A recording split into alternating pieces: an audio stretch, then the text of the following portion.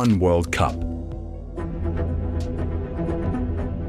48 hungry nations, teams everywhere. Thomas টুখেলের কোচিংয়ে ইংল্যান্ডের পজিশন ডমিনেন্স নাকি ডিফেন্সিভ কিং কার্লোস কুইরোজের ঘানার আফ্রিকান ফিজিক্যালিটি, ডালিচের ক্রোয়েশিয়া মিডফিল্ড কন্ট্রোল নাকি ক্রিশ্চিয়ানসেনের পানামার কুইক ট্রানজিশন? 2026 ফুটবল বিশ্বকাপের গ্রুপ এল হতে যাচ্ছে এমনই এক ট্যাকটিক্যাল সারপ্রাইজের রোমাঞ্চকর রণক্ষেত্র। ইংল্যান্ড, ঘানা, ক্রোয়েশিয়া এবং পানামা, 4 দলের এই ট্যাকটিক্যাল মহাযুদ্ধে কে হাসবে শেষ হাসি? গ্রুপের সবচেয়ে হাই ভোল্টেজ ম্যাচ অনুষ্ঠিত হবে ইংল্যান্ড বনাম ঘানার মাঝে।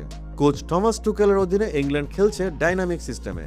মিডফিল্ডে জুড বেলিংহামের ক্রিয়েটিভিটি এবং হ্যারি কেইনের লিডারশিপ, তাদের ওভারলোড অ্যাটাক পলিসি যে কারো জন্যই ভয়ের কারণ। কিন্তু সদ্যই দায়িত্ব নেওয়া কোচ কার্লোস কুইরোজের ঘানা মোটেও ছেড়ে কথা বলবে না। মোহাম্মদ কুদুস এবং জর্ডান আইউদের ফ্রন্টে রেখে তারা খেলবে সলিড লো ব্লক। ইংল্যান্ডের হাইলাইন ডিফেন্সকে তারা ফাস্ট কাউন্টার অ্যাটাক দিয়ে কঠিন পরীক্ষায় ফেলতে পারে। অন্যদিকে ক্রোয়েশিয়া বনাম পানামা ম্যাচটিতে থাকছে সম্পূর্ণ ভিন্ন ট্যাকটিক্যাল সমীকরণ। কোচ জ্লাতকো ডালিচের ক্রোয়েশিয়া এবারও খেলছে তাদের সিগনেচার স্টাইলে। 40 বছর বয়সেও তাদের মিডফিল্ডের প্রধান ভরসা জাদুকর লুকা মদ্রিচ। তার ভিশন আর পাসিং কন্ট্রোল রুখে দেওয়া সত্যিই এক দুঃসাধ্য কাজ।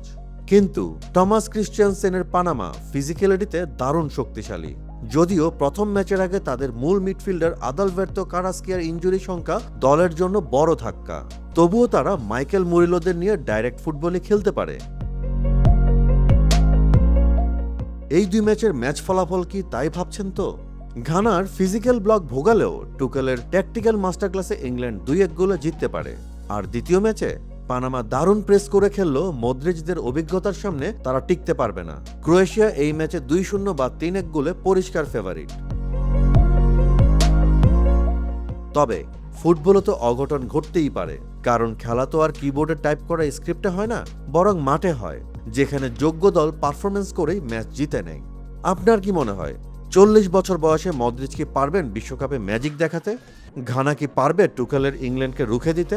মতামত জানাতে পারেন কমেন্টে।